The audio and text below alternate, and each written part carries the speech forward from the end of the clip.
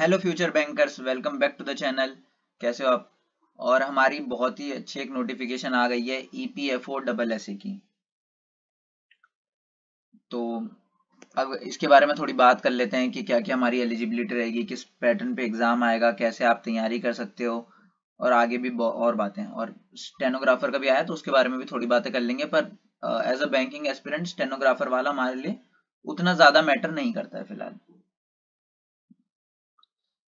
तो education qualification की बात करें तो एसएससी के लिए आपको बैचलर डिग्री होनी चाहिए आपके पास, और उसके अलावा आपकी टाइपिंग स्पीड होनी चाहिए 35 वर्ड्स पर मिनट की इंग्लिश में, जो कि बहुत एवरेज टाइपिंग स्पीड है।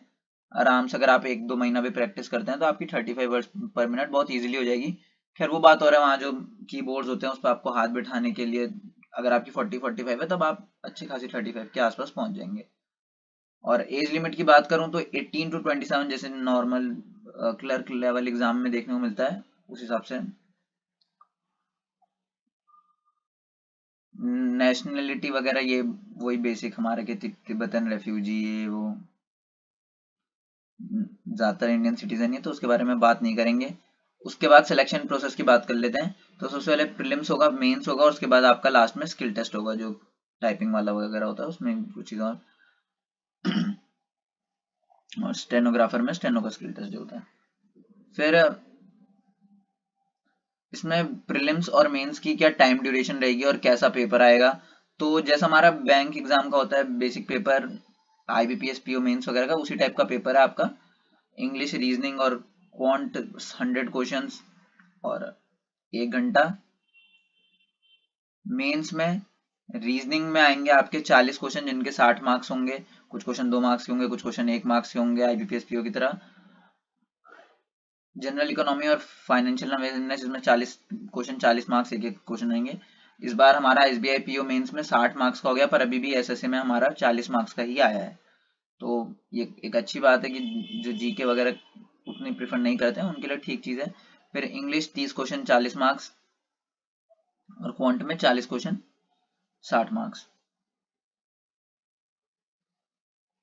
फिर डिस्क्रिप्टिव होगा आपका लेटर, और इसमें डिस्क्रिप्टिव में 3 चीज़ें हैं, उसमें हमारे में जनरली 2 चीज़ होती हैं। तो 45 मिनट का ये होगा, 30 मार्क्स इसके मिलेंगे, तो 230 मार्क्स टोटल हो जाएंगे। और अगर लेवल की बात करूँ तो वही जो आपका IBPS PO मेंस का लेवल होता है, स्ट्रिक्टली वही लेवल फॉलो होगा। GK में भी लगभग लगभग वैसे ही क्वेश्चन रहेंगे, कोई बहुत वो नहीं होगा। मैंने प्रीवियस ईयर पेपर वगैरह देखे और मॉक टेस्ट वगैरह देखे इसके, एक बार वीडियो बनाने से पहले कि चेक कर लूँ, क्योंकि मेरे को पता नहीं था इतने अच्छे से इसके बारे में, तो मैंने भी देखा, तो हाँ वही लेवल है लगभग लगभग अप्रोक्सीमेटली। डिस्क्रिप्टिव मैंने भी नहीं देखा, पर डिस्क्रिप्टिव में भी वही लेवल रहेगा, कोई बहुत अंतर नहीं आएगा लेवल में।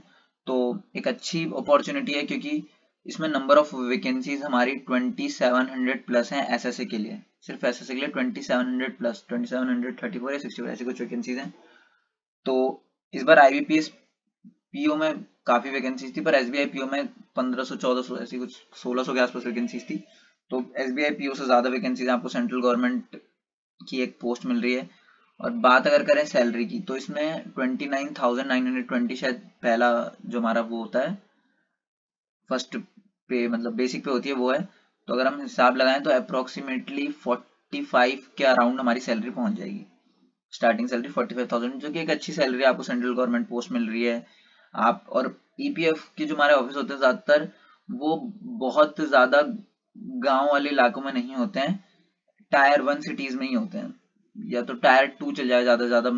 वैसे ज्यादा मेरे सबसे स्टेट कैपिटल में या फिर ऐसी कुछ रहते हैं, या बहुत मेजर सिटीज में, बिल्कुल छोटे शहरों में नहीं होते जहाँ तक है। अब कोई एक आधा हो तो मेरे को पता नहीं अच्छे से, बट जहाँ तक मेरे को पता है मैं आपको बता रहा हूँ कि गांव में नहीं होते। तो आपकी पोस्टिंग में भी जो लोग खासकर शहरी इलाके से हैं, वो नहीं चाहते कि उनकी पोस्टिंग गांव जैसे इलाकों में हो जाए, तो उनके लिए काफी अच्छी चीज है। देखिए, हाँ मैंने सैलरी बोला था 29,200 है, 900 नहीं। पे मैट्रिक्स के हिसाब से, स्टेनोग्राफर में 25,000। तो स्टेनो में भी सैलरी काफी अच्छी है आपकी। जो लोग स्टेनो भरना चाहते हैं वो स्टेनो भी भर सकते हैं, या सिर्फ स्टेनो भरना चाहते हैं तो सिर्फ स्टेनो ही भर सकते हैं। प्रीलिम्स की SSC की हमारी कट ऑफ है, दिल्ली में आप देखें तो 65 कट ऑफ गई थी, हिमाचल में बहुत कम गई थी। अच्छा SC की अनरिजर्व की कट ऑफ दिल्ली में 85 गई थी, हिमाचल में 72, उत्तराखंड में 82। तो हाँ, कट ऑफ तो काफ़ी अच्छी गई है, बट इतनी हमारी एसबीआई की भी इससे थोड़ी 2 4 5 6 मार्क्स कम जाती है, तो इतनी ज़्यादा भी कोई कट ऑफ नहीं है, तो ठीक है। प्रीलिम्स इसमें थोड़े इजी लेवल के होते हैं। बाकी अभी हमारी नोटिफिकेशन आई, तो पेपर कब तक हो सकता है, तो अभी 1 महीना हमको फॉर्म भरने के लिए मिला है 26 अप्रैल तक, तो उसके 1 महीने बाद आप पेपर एक्सपेक्ट कर सकते हैं, यानी मई एंड में या फिर जून स्टार्टिंग में आप अपना प्रीलिम्स का पेपर एक्सपेक्ट कर सकते हैं। और अभी जहां तक सुनने में आ रहा है, हमारा जो आरबीआई असिस्टेंट है वो भी शायद अप्रैल में तब नहीं आने की बात हो रही है, मई में आएगा या जून में आएगा, तो जुलाई में या जून एंड में उसके पेपर भी होंगे। तो अगर ये जून स्टार्टिंग तक हो जाता है तो आपके पास आरबीआई असिस्टेंट के लिए भी कम टाइम है। तो मैं कहूंगा कि दोनों की तैयारी आप साथ साथ करें, क्योंकि पेपर भी सेम है, कोई ऐसा अंतर नहीं है। आरबीआई असिस्टेंट में अराउंड 1K वैकेंसीज आएंगी, शायद 1000 के आसपास रहेंगी, या 900 समथिंग या 1000 समथिंग, पर 1000 के आसपास वैकेंसीज रहेंगी। तो यहाँ पे भी अच्छी वैकेंसीज है, वहां भी आपके लिए ठीक ठाक एवरेज वैकेंसीज आएंगी। तो आपको एक साथ तैयारी लेके चलनी है, क्योंकि फिर आपके पास इस बार अगर आप देखें तो आरआरबी क्लर्क और आईबीपीएस क्लर्क वगैरह के लिए भी टाइम नहीं है, आरआरबी पीओ, क्योंकि वो अगस्त में है उनके एग्जाम। जहां तक डेट याद आ रही है, मैंने वीडियो बनाई थी, मेरे को एग्जैक्ट डेट याद नहीं है, पर 25 को वो है आईबीपीएस क्लर्क, और 21 तक आपके आरआरबी पीओ चलेंगे शायद, और 15 या 17 तक आरआरबी क्लर्क है। तो जो लोग आरआरबी क्लर्क, आरआरबी पीओ और आईबीपीएस क्लर्क तीनों एग्जाम भरना चाहते हैं और साथ में ये 2 एग्जाम भी भर रहे हैं, तो आपके पास बीच में भी तैयारी करने का टाइम बहुत कम मिलेगा, क्योंकि जहां इनके पेपर खत्म होंगे वहां उनके फॉर्म आ जाएंगे। तो 1 महीने की तैयारी है, तो आप, मैं कहूंगा कि अभी से सबसे पहले ये एग्जाम आएगा आपका आरबीआई असिस्टेंट से पहले, आरआरबी क्लर्क से पहले, सबसे पहले इसका एग्जाम हो जाएगा। मैक्स टू मैक्स 10 जून से पहले पहले हो जाना चाहिए जहां तक है, पर चलिए अगर 10 जून 15 जून तक भी मानते हैं आप, इतने में आपका पेपर हो रहा है, तो आपके पास अगली तैयारी के लिए कोई बहुत ज्यादा टाइम नहीं है। आपको इसका मेंस पढ़ना पड़ेगा, आपके उसके प्रीलिम्स के लिए टाइम नहीं मिलेगा, जो कि पिछली बार आईबीपीएस क्लर्क से आईबीपीएस पीओ में हुआ था बहुत लोगों के साथ। तो आपको इसकी प्रीलिम्स की तैयारी अभी करनी है, फिर इसी के मेंस की तैयारी करनी है, मतलब नॉर्मली आपको मेंस की तैयारी करनी है। और जब आपके एकदम पास आ जाए, जैसे 1 हफ्ता बचा आपका आरआरबी क्लर्क या आईबीपीएस क्लर्क में जो भी आपने भर रखा है, तो उस टाइम आपको 1 हफ्ता प्रीलिम्स की तैयारी कर लें उसके लिए, क्योंकि प्रीलिम्स की तैयारी इतनी कोई, मेंस की तैयारी ही प्रीलिम्स की तैयारी आपको आना चाहिए। शॉर्टकट तरीके वगैरह वो आपको सब अभी तक पता चल गए होंगे, कैलकुलेटिव ट्रिक्स, कैलकुलेशन मेथड्स, बस हाँ थोड़ा आपका हाथ बैठ जाता है, 1 हफ्ते में आराम से 3 4 दिन में बैठ जाता है, कोई इतनी दिक्कत नहीं आती है। तो आप आराम से RRB clerk, RRB PO, IBPS clerk, ये 3 एग्जाम जो बाद में लाइंड अप होंगे, ये भी आप इनके प्रीलिम्स आराम से क्लियर कर सकते हैं। और आपने इसके मेंस की तैयारी करी होगी तो फिर उसके मेंस की तैयारी में आपको ऑब्वियसली बेनिफिट मिलेगा। तो ये बहुत अच्छा फॉर्म है, मैं तो बोलूंगा जरूर भरिए।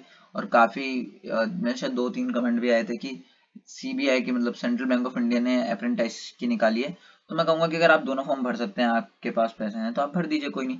पर अगर आप सिर्फ एक फॉर्म भर सकते हैं तो ऑब्वियसली ये फॉर्म आपको भरना है, ये सस्ता भी है उससे, इसमें आपको परमानेंट जॉब है, 50,000 रुपए के आसपास आपकी सैलरी आएगी इन हैंड पहली, तो ऑब्वियसली वहां आपको 10,000 15,000 सैलरी मिल रही है।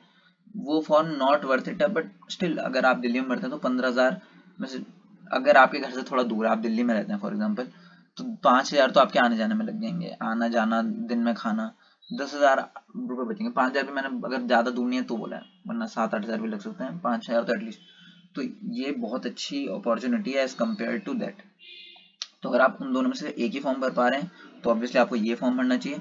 इसमें कंपटीशन हल्का सा ज्यादा होगा, बट ऑथेंटिक कंपटीशन होगा, ऐसा नहीं कि आपको सीबीआई में आप गए, और वहां भी ऐसा है कि आपको अप्रेंटिस रखेंगे तो कुछ टाइम बाद सैलरी बढ़ा के, परमानेंट नहीं करेंगे, पर एक पार्ट वो बना लेंगे आपको ऐसे एकदम, अगर आप ठीक ठाक परफॉर्म कर रहे हो तो आपको ऐसे निकाल नहीं देंगे, एटलीस्ट 1000 2000 बच्चे तो रिटेन करेंगे जहां तक है 1 साल के बाद भी। पर फिर भी ये काफी अच्छा फॉर्म है। अगर आप दोनों में से सिर्फ एक फॉर्म भर पा रहे हैं तो ऑब्वियसली आपको ये फॉर्म भरना चाहिए। तो इस वीडियो के लिए इतना ही। अभी मैं इससे और आरबीआई असिस्टेंट में कैसे आपको, मतलब कुछ क्वेश्चन लाऊंगा, फ्लोर बेस्ड पजल, ये सब पजल्स वगैरह की ट्रिक्स के साथ, कि कैसे आपको बनानी चाहिए जो बिल्कुल बेसिक से तैयारी कर रहे हैं, तो आप ऑब्वियसली उन वीडियो को देख सकते हैं। तो अगर आपको वैसी वीडियो देखनी है तो चैनल को सब्सक्राइब कीजिए, अगर ये वीडियो पसंद आई हो तो इस वीडियो को लाइक कीजिए। Thank you for watching this video, मिलते हैं अगली वीडियो में, तब तक के लिए all the best for all of your upcoming examination.